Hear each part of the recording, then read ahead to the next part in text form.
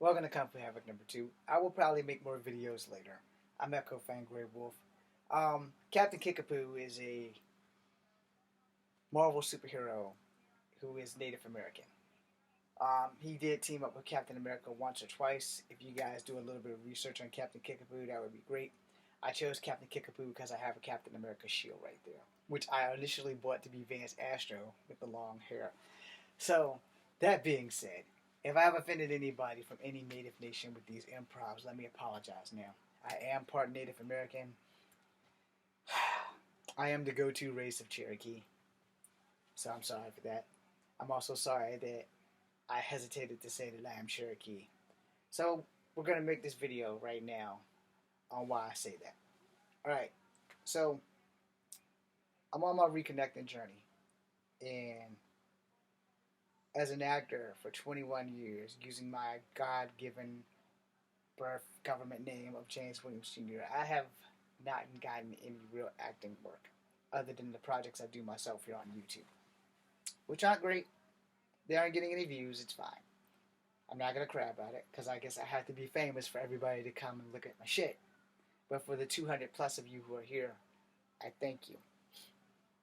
I haven't checked that number. That's why I said 200 plus. So, to everybody Native, if you're part Native, if you have any Native in you at all, then you've heard this 10,000 times. You'll hear this 10,000 more.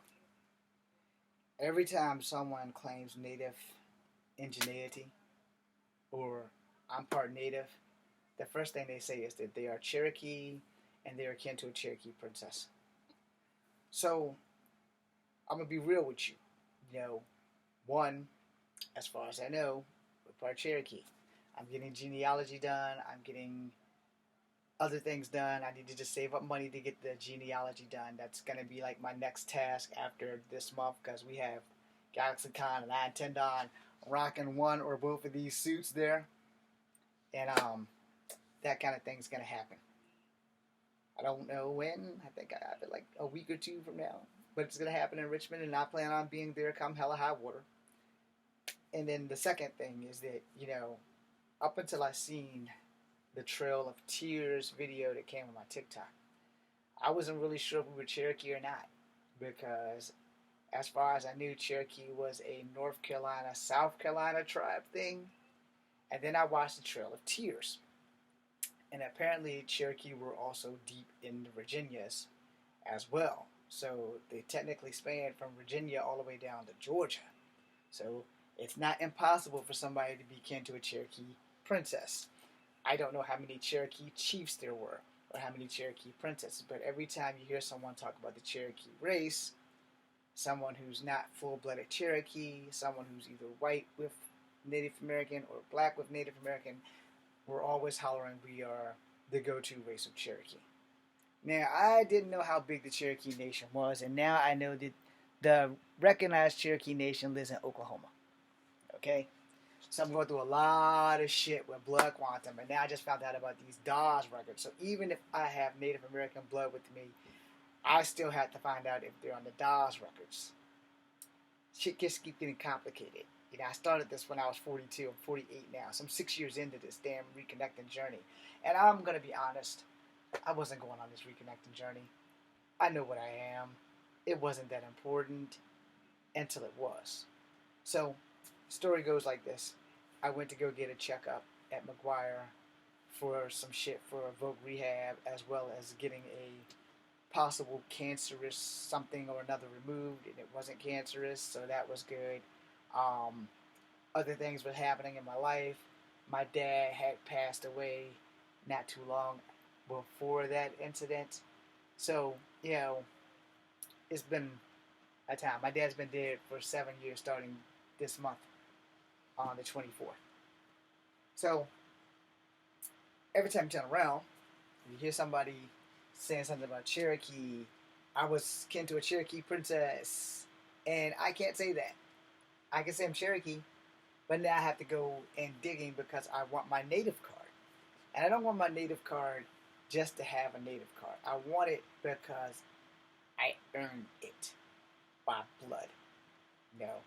And with all the years of being called chief by one person, and even though I told them not to, and then when you get recognized, I'm not really trying to get this for the benefits that person who set me on this journey said that I should be getting, and they should be claiming and stuff like that. And he was darker than me, and I'm like, no, He said, well, it can help you with college. Okay, so I'm like, well, the Army had me registered as a black man because my birth certificate says, yeah, did you even talk to the right people when you got to where you were going?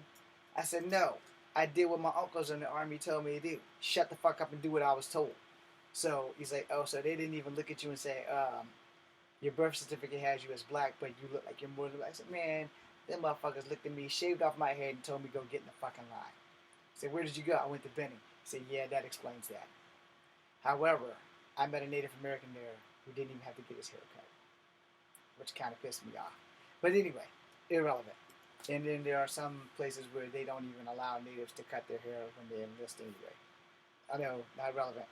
But anyway, when you hear I'm akin to a Cherokee princess time and time again, and you're like, okay, well, I'm not akin to a Cherokee princess, but my great-grandmother was Cherokee. My grandmother who passed was Cherokee and black, or she was all Cherokee, and she married a black man because my daddy's daddy is black, i.e. the last name Williams, So I got to do all this genealogy shit. No one told me how fucked up this journey would be. I've had to talk with the BIA, and here's what the BIA told me. Even if you get a DNA test, even if you do blood quantum, you still have to be accepted into a recognized tribe. Like, how do you go about doing that? So, this journey has hit so many bumps in the fucking road. I'm not going to quit. I'm not going to say I don't want to. No. But just to clarify, there are not a lot of Marvel representatives doing Native American or black or mixed characters. So, therefore, I'm billing myself out as Echo Fangry Wolf. My 9-9 account is there. I just need to mail them some pictures. And, I do have a Scarlet Spider fan film that someone's going to help me edit as soon as they give me an address. So this is for that person as well. Just give me an address in the comments or find me on my TikTok. That would be that little A thing, JW_GrayWolf616. Anyway, find me there. It'd be easier for us to communicate on a one-on-one basis than me trying to check YouTube every day. If not, find me on Instagram under my government name of James Edward Williams Jr. I think 616 is there. Facebook is just James Edward Williams Jr. So you can find me on any one of them. Befriend me. We can hook up. We can talk about sending you these damn tapes. Okay. That being said, back to the Native stuff. This Native reconnecting journey has been, in lack of a better word, it has been a bitch. Alright? It has been a straight bitch. Trying to find all of this stuff, just learning about the DAWS records and all kinds of other stuff has been one royal pain in the ass. And I'm 48 and I'm just getting started. See, I didn't learn I was part Native until the 5th grade. The 5th grade. Now, my great-grandmother would tell me stories about schools and her brother John and shit like that, and I'm like, John seems to be like the #1 Native American name that everyone can pronounce and spell, etc., etc. And I'm not one to ask a lot of questions. And she died when I was 12, so everything that she had knowledge of our family went with her. My grandmother and her mother barely talked about Native shit. They talked about cooking because that's what they did for a living. They cooked for non-Native people. So, that being said, my journey has not been easy. I got my aunt trying to get me the death certificate of her mother so that I can get the death certificate of her mother's mother. Hopefully that made sense. In other words, I need my grandmother's death certificate so I can get my grandmother's mother's death certificate, or my great-grandmother. And then we got to go from there. So then I got to track all that shit, like Social Security and all that bullshit, so that I can find her parents and find out their origins and all kinds of other stuff. So, because if I can find out if she's on the DAWS records, I have a better chance of actually getting my Native card. And I've already decided that my native name is going to be Echo Fang Grey Wolf, and I don't give a fuck who doesn't like it. But it is also to honor my native side because we have no knowledge of our native culture whatsoever. We know we have native in us, we just don't have any native knowledge. Now, on my mother's side, it's pretty much the same concept. It's pretty much the same fucking concept. But my grandmother was adopted, so she was raised by blacks. So we don't know if she's all native or half native, but we know she's got black in her, and she married a man who was half black and half white, which is why my mama looks white. It's a fucked up ass issue. But anyway, the point being made is on my reconnecting journey, I have been shamed to say I was Cherokee because everybody always used Cherokee as the go-to race. And that's where shit gets complicated. And I shouldn't say race, I should say it's the go-to tribe versus race. So I apologize for that. I should have, and correctly so, said it's the go-to tribe. And this is a belt for anybody who thinks something else. No, not that big. Anyway, you know, the problem is really simple is that, you know, when your family doesn't keep records of this shit, or when the records are destroyed or changed, that becomes a problem. Now, my great grandmother on my dad's side, her ethnicity was changed from native to mulatto. That much is as far as I got, providing that that's the right person. Because, you know, libraries don't always get things 100% right, which is why I need a death certificate. If I can get the death certificates, I can connect the death certificates, and then I can go back to the library and reconnect everything. Because somebody else who's kin to me from one of her other family members was doing a genealogy too. And I need to meet that person, but I don't need to meet them right now. I just need to figure out what's going on. You know, see how much native we got. But more importantly, I want my native heritage. I don't want any money or anything. I just want my acknowledgement that I am still valid as a person who's half native, partially native, whatever you want to call us. That's kind of the most important reason why I'm on the journey, just for validation, really. But if it's going to help me with college, which I only have 2 classes left, so it's not even going to matter if they help me or not. Those are just the things I'm dealing with. That being said, if I've offended anybody with my last 4 videos about being a native vet and Captain Kickapoo, then I apologize. It can't be undone. It's posted. So again, all I can do is apologize and learn from my mistakes. You know, there's no war paint. Captain Kickapoo does wear war paint.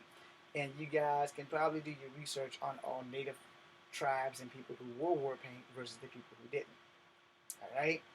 That being said, I want to thank you all for being here. I want to thank you guys for continuing with this journey. And you know, I've posted a lot of shit of being ashamed to be black, being ashamed to be native, being ashamed to be white. Because I can walk in all 3 of these worlds, and there's probably more ashamed to be black and white than native on this thing.